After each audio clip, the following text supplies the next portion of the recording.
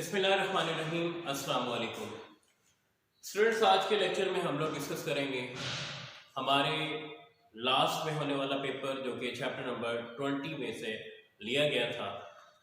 उस पेपर में आने वाले एमसीक्यूज के बारे में आज के लेक्चर में हम लोग इन डिटेल डिस्कस करेंगे। तो जैसे कि आप लोग जानते हैं कि हमारा जो फर्स्ट एमसीक्यू था वो था about the number of chromosomes in corn is. तो इस एमसीक्यू में पूछा गया था कि कॉर्न यानी कि मकई में जो क्रोमोसोम्स की तादाद है वो कितनी है। तो आप लोग 20 चैप्टर के फर्स्ट पेज पर क्रोमोसोम्स की डेफिनेशन के बाद वहां पर क्रोमोसोम्स के नंबर्स के बारे में डिटेल बताया गया है। तो उनमें आपके पास ये ऑप्शन भी मौजूद था कि कॉर्न में कितने क्रोमोसोम्स होते हैं, 20 क्रोमोसोम्स होते हैं। और उसके बाद हमारा जो नेक्स्ट एमसीक्यू था वो था the number of nucleotides in typical human chromosome in the mouth के एक ये क्वेश्चन लिया गया है टॉपिक कंपोजिशन ऑफ क्रोमोसोम्स में से, जिसमें हमसे ये पूछा गया है कि जो टिपिकल ह्यूमन क्रोमोसोम है इसमें न्यूक्लियोटाइड्स की कितनी तादाद पाई जाती है। अब स्टूडेंट्स की बात ध्यान में रखें कि हमारा जो क्रोमोसोम है ये दो चीजों से बनता है। किससे? डीएनए और प्रोटीन, ये इसमें मेजर पाए जाते हैं। और डीएनए इसमें जो होता है वो 40% होता है और प्रोटीन जो है इसमें वो 60% है। और आप लोग इस बात से बखूबी वाकिफ हैं कि ये जो डीएनए है ये किस चीज से मिलकर बनता है? न्यूक्लियोटाइड्स से। तो यहाँ पर इसी के बारे में पूछा गया है कि ह्यूमन टिपिकल क्रोमोसोम के डीएनए में कितने न्यूक्लियोटाइड्स पाए जाते हैं। तो आप लोग बुक में भी ये बात पढ़कर आए हैं। यहाँ पर हमारे पास चार ऑप्शन दिए गए हैं, 1.4 10 रेज़ की पावर 8, 1.4 10 रेज़ पावर 6, 1.4 10 रेज़ की पावर 4 एंड 1.4 10 रेज़ पावर 2। तो हमारे पास यहाँ पर राइट आंसर है वो है 1.4 10 रेज़ पावर 8, क्योंकि हमने वहां पर भी ये बात पढ़ी थी कि वहां पर बुक में दोनों तरह से लिखा गया। वहां पर ये बात भी बताई गई है कि a typical human chromosome contain about 140 million nucleotides. और उसमें हमने डिटेल में ये बात भी पढ़ी थी कि अगर इन इंफॉर्मेशन को अगर हम काउंट करें तो हम इन इंफॉर्मेशन के मुताबिक 280 प्रिंटेड बुक्स जो है वो लिख सकते हैं। और उसमें हमने ये बात भी आपको बताई थी कि हर बुक की अगर हम बात करें तो हर बुक में 1000 पेजेस होंगे और हर पेज पर 500 वर्ड्स उस पर लिखे जा सकते हैं। तो इतनी ज़्यादा इंफॉर्मेशन जो है वो जस्ट एक ह्यूमन टिपिकल क्रोमोसोम में मौजूद होती है। उसके बाद अगर हम मज़ीद बात करें तो हमारे पास जो तीसरा एमसीक्यू है वो है कि क्रोमोसोम सेग्रीगेट ड्यूरिंग, यानी कि क्रोमोसोम किस वक्त जो है वो एक दूसरे से अलग होते हैं। तो फर्स्ट हमारे पास जो ऑप्शन है वो है ए माइटोसिस, बी ऑप्शन है माइटोसिस और सी ऑप्शन है मियोसिस एंड 4 ऑप्शन है नॉन। तो आप लोग ये बात बखूबी जानते हैं कि ना ही ए माइटोसिस या माइटोसिस में क्रोमोसोम्स जो एक दूसरे से अलग होते हैं। जस्ट एंड जस्ट मियोसिस के दौरान, मियोसिस की कौन सी स्टेज के दौरान? मियोसिस की एनाफेज के दौरान, एनाफेज 1 के दौरान क्रोमोसोम्स जो है वो एक दूसरे से क्या होते हैं? सेग्रीगेट होते हैं। हमारे पास जो फोर्थ एमसीक्यू है वो है इन 1952 Alfred Hershey and Martha chase experimented with bacteriophage. 1952 में हर्शे और मार्था चेज ने किस बैक्टीरियोफेज के ऊपर अपने एक्सपेरिमेंट परफॉर्म किए थे। तो हमारे पास यहाँ पर चार ऑप्शन मौजूद हैं।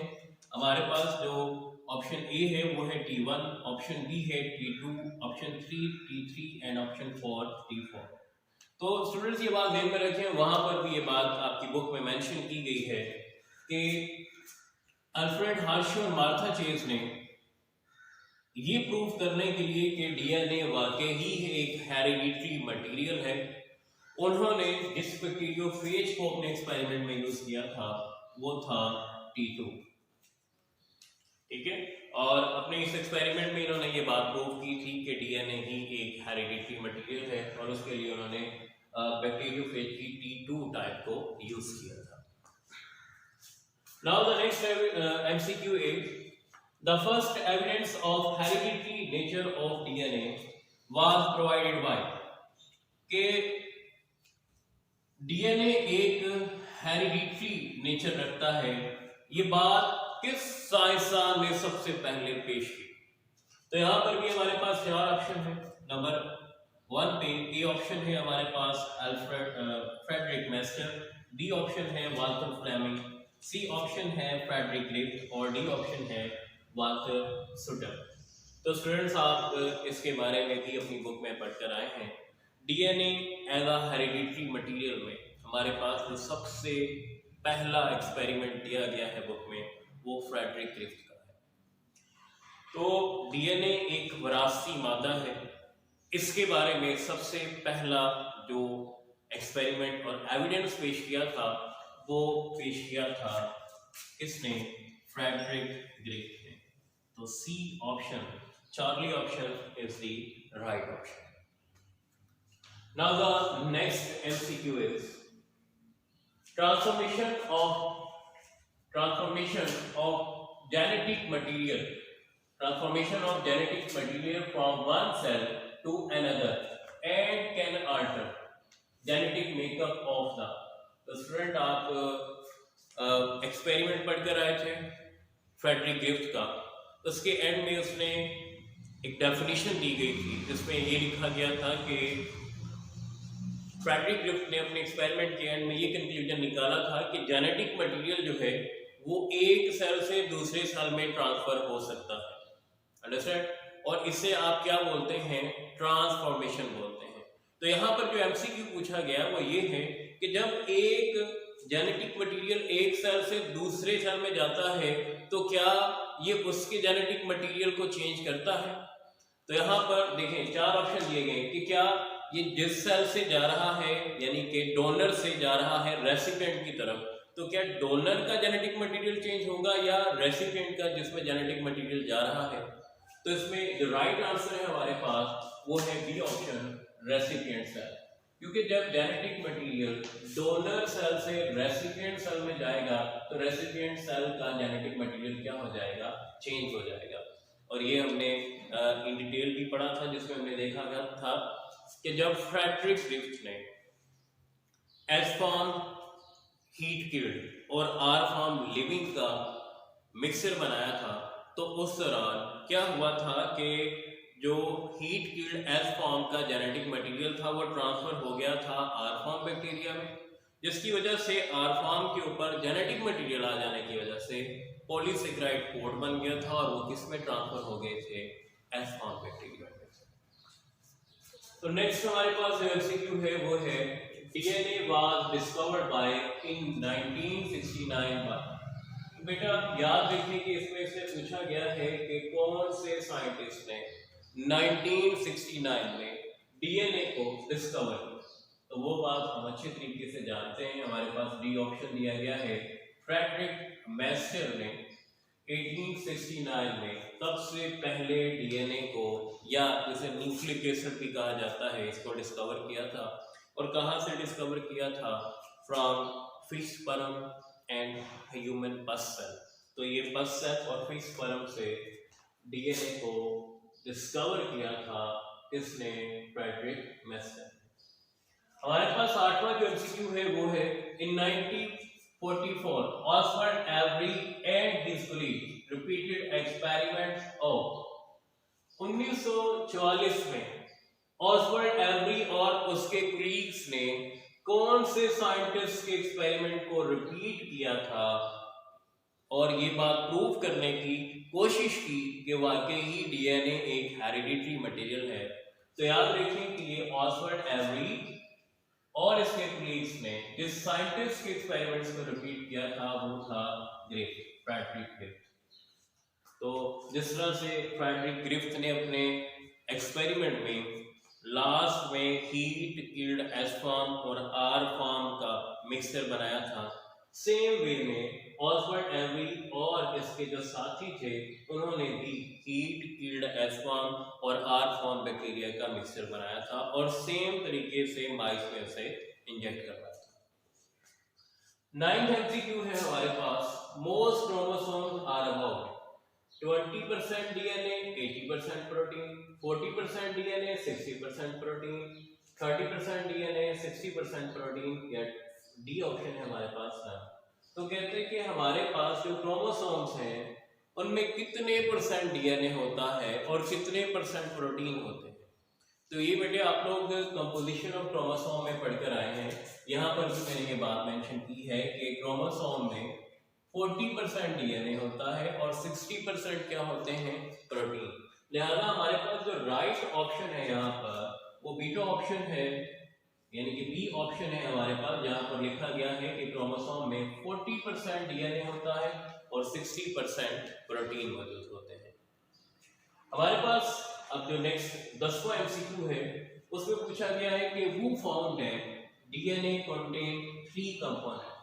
कौन सा ऐसा साइंटिस्ट था जिसने ये बात बताई कि डीएनए या इसका जो न्यूक्लियोटाइड है ये 3 कंपोनेंट से मिलकर बनता है। और 3 कंपोनेंट्स कौन से हैं आप लोग इसके बारे में जानते हैं। आपके एक nitrogenous bases, 5 carbon sugar and phosphate group, ठीक है। तो ये 3 कंपोनेंट से कौन बनता है डीएनए, ये बात कौन से साइंटिस्ट ने बताई थी, ये बात बताई थी P.A. लेवियन ने। कौन से ईयर में बताई थी, इन 1920। अंडरस्टैंड। सो हमारे पास जो सी ऑप्शन है, चार्ली ऑप्शन जो है, ये राइट ऑप्शन है। अंडरस्टैंड। अब हमारे पास जो 11वां MCQ है उसमें ये बात पूछी गई है कि in DNA molecule a complete helical turn every. कहते हैं कि एक डीएनए मॉलिक्यूल है, उसके बारे में आप जानते हैं कि डीएनए जो है वो कैसा है, वो डबल हेलिकल स्ट्रक्चर है।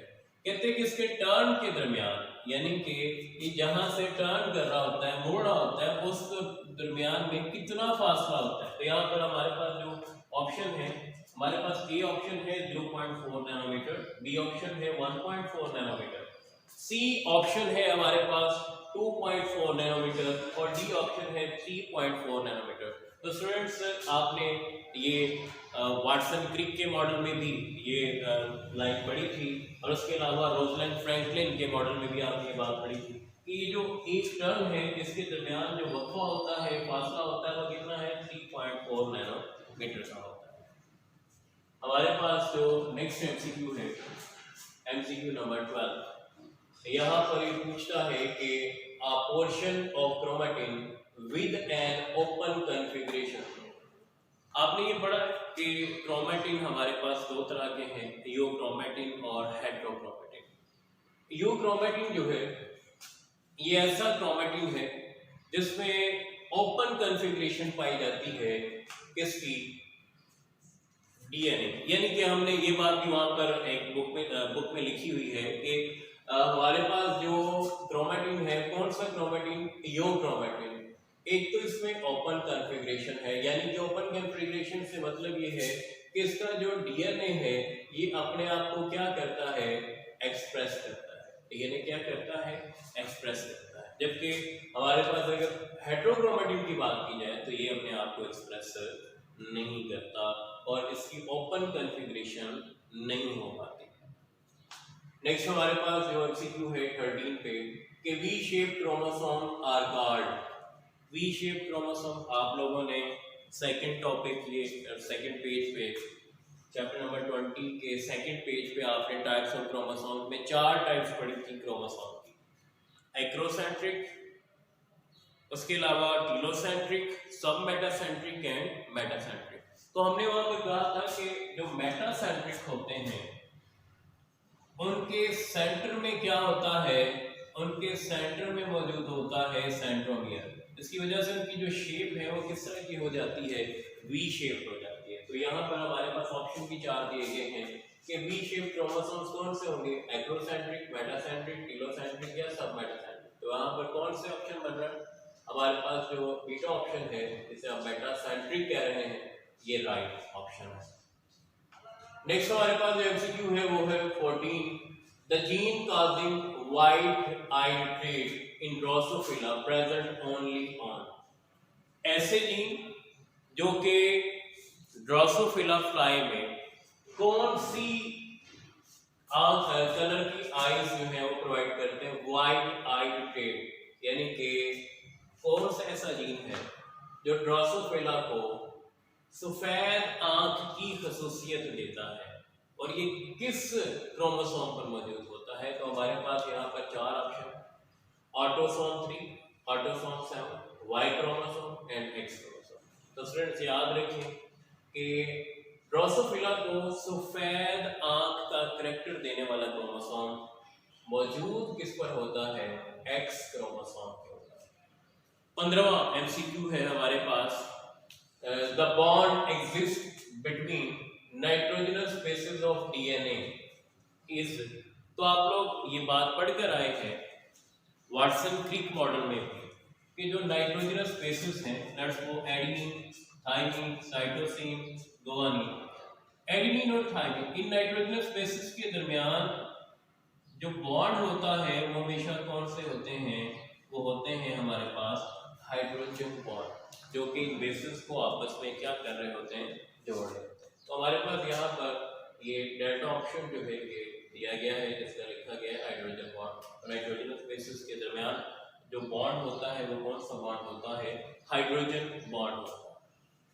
लास्ट एमसीक्यू है हमारे पास 16, phosphodiester linkage is represented by OCO, POC, NH या पेयर ऑफ POC। तो स्टूडेंट्स पहले बात तो ये ध्यान में रखें कि POC जो है यहाँ पर एस्टर बॉन्ड है, तो यहाँ पर क्योंकि 2 न्यूक्लियोटाइड्स को जोड़ने के लिए 2 एस्टर बॉन्ड जो है वो बनते हैं, तो लिहाजा हमारे पास जो डेल्टा ऑप्शन है जहाँ पर लिखा गया पेयर ऑफ POC, यानी कि यहाँ पर 2 न्यूक्लियोटाइड्स को जोड़ने के लिए 2 एस्टर बॉन्ड जो है वो बनते हैं, ठीक है। और उस बॉन्ड को अगर हम नाम दें तो उसे हम नाम देते हैं फास्फोडाइएस्टर बॉन्ड का, या उस लिंकेज को कहते हैं फास्फोडाइएस्टर लिंकेज। तो स्टूडेंट्स ये थे हमारे चैप्टर नंबर 20 के फर्स्ट हाफ में आने वाले पेपर में जो एमसीक्यूज थे उनको हमने डिस्कस किया, एंड आई होप सो कि आपको इसमें तमाम पॉइंट्स जो है वो क्लियर हो गए होंगे। नेक्स्ट इंशाल्लाह दोबारा मज़ीद लेक्चर के साथ हाजिर होंगे। अल्लाह हाफ़िज़।